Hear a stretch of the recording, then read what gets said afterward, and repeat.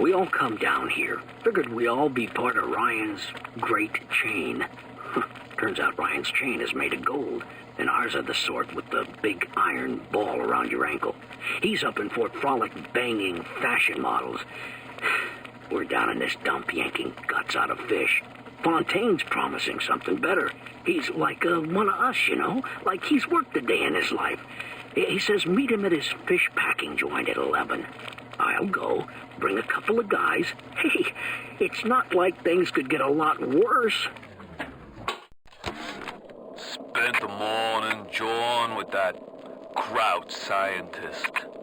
She's damaged goods, all right.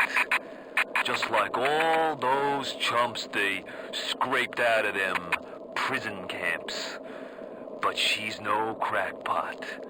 She's gonna make me the kind of scratch that'll have Ryan look like he's running a paper route. She just needs some supplies to get the ball rolling and a friend to watch her back. The Irish pork pie offered me a deal. I flip him Fontaine and I walk out of here. That's simple. How do I know that fat fuck isn't Fontaine's guy? How do I know they're not all Fontaine's guy? Fontaine's got Adam, and everybody wants it. Ryan's got a whole lot of talk and a nice suit. Even down here, any idiot can see which way the wind is blowing. Seems like some poor blighters have started seeing ghosts. Ghosts? Ryan tells me it's a side effect of this plasmid business. One poor sod's memory is getting passed on to another through genetic sampling. Leaks, lunatics, rebellion, and now bleeding ghosts. Ain't life in Rapture grand? What a night I got lined up. Everything's ready. Flowers, bottle of wine, even 2 tickets to the tea garden. Nothing gets the Bettys in the mood like nighttime in Arcadia. Now I just gotta stop by the Thrifty Care to pick up a med hypo, just to be safe. Word is, this ain't Angelina's first visit to the tea garden. The augmentation procedure is a success. The slugs alone could not provide enough Adam for serious work, but combined with the host, now we have something. The slug is embedded in the lining of the host's stomach, and after the host feeds, we induce regurgitation. And then we have 20, 30 times yield of usable Adam. The problem now is their shortage of hosts. Fontaine says patience, Tenenbaum. Soon, the first home for little sisters will open, and that problem will be solved. Today, Arcadia was closed off to all but paying customers. The man hires me to build a forest at the bottom of the ocean and then turns a walk in the woods into a luxury. Ryan asked, should a farmer not be able to sell his food? Is a potter not entitled to a profit from his pots? I started to argue with the man, and then I remembered who signed my checks. The only thing worse than a hypocrite is an unemployed one.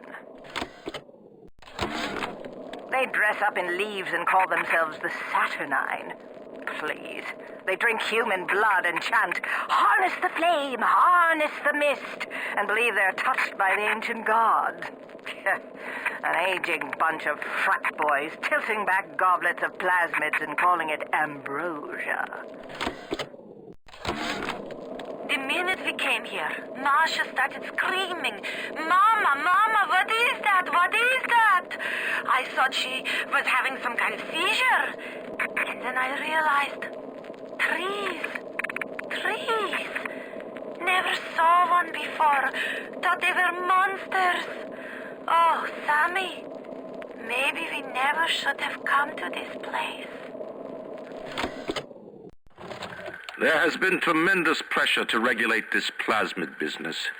There have been side effects, blindness, insanity, death.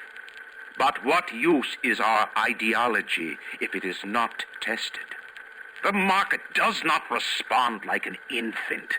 shrieking at the first sign of displeasure. The market is patient, and we must be too. Yes, I know about the lockdown. It's absurd. Just give me a minute. The early Lazarus tests are very promising.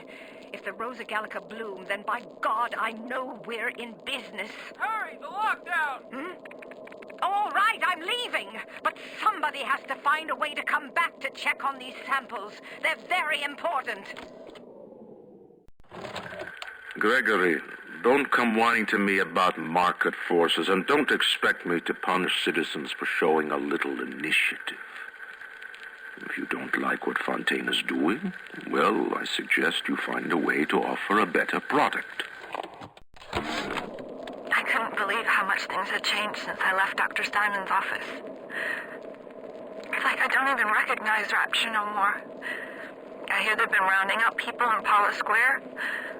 I asked Ryan how could he do such things to innocents. He said, innocents, if they haven't chosen to defend Rapture, they've chosen to side with Atlas and his bandits. So there are no innocents. There are heroes, and there are criminals. Isn't there anything in this damn place those pagans won't steal? Paper towels, ink pots, witch hazel, chlorophyll solution, even my back issues of National Geographic. They're feathering their disgusting little shrines with it, I suppose. Sick bastards. Who says you can't teach an old hound new tricks? This batty plant woman spends 4 years coming up with ways to defoliate trees in the Pacific to scare out the Japs, and now here I am, down at the bottom of the Atlantic, trying to figure out how to do the same thing in reverse. Adam. It's bathtub gin times the atom bomb times Eve with a serpent. Let's go see what it can do. What's the point of being a damn genius if the only ones around to appreciate it are a bunch of spliced-up morons? I've cracked the vector, or at least I'm 99% certain I have. I just need a bud of Rosa Gallica to confirm my analysis. Distilled water, a bit of chlorophyll, and enzymes extracted from Apis mellifera. That's right, sweetheart. Honeybee spit. I've been killing trees for 25 years. At Berkeley back in the 20s, on the Japs at Iwo Jima. But I never brought one back from the grave before. I did, Becky. Mama's gonna build her first damn Frankentree. I'm gonna call my little creation the Lazarus Vector. Maybe it'll bring the old gal's career back from the dead as well. Now, I'm a woman of science, but I'm also a woman who's not afraid of turning a buck or two. Ryan said if I could boost profits in Arcadia, part of the up would ride on my hip. So I get to thinking, we're paying for oxygen when we got photosynthesizing trees. Hell, we can even sell the extra to the rest of the city and undercut the other guys. Ryan will like that for sure. Fontaine's people have moved into the O2 biz tooth and claw. What makes something like me? I look at genes all day long, and never do I see the blueprint of sin. I could blame the Germans, but in truth I did not find tormentors in the prison camp, but kindred spirits. These children I brutalized have awoken something inside that for most is beautiful and natural, but in me is an abomination. My maternal instinct. I believe in no God, no invisible man in the sky. But there is something more powerful than each of us, a combination of our efforts, a great chain of industry that unites us. But it is only when we struggle in our own interest that the chain pulls society in the right direction.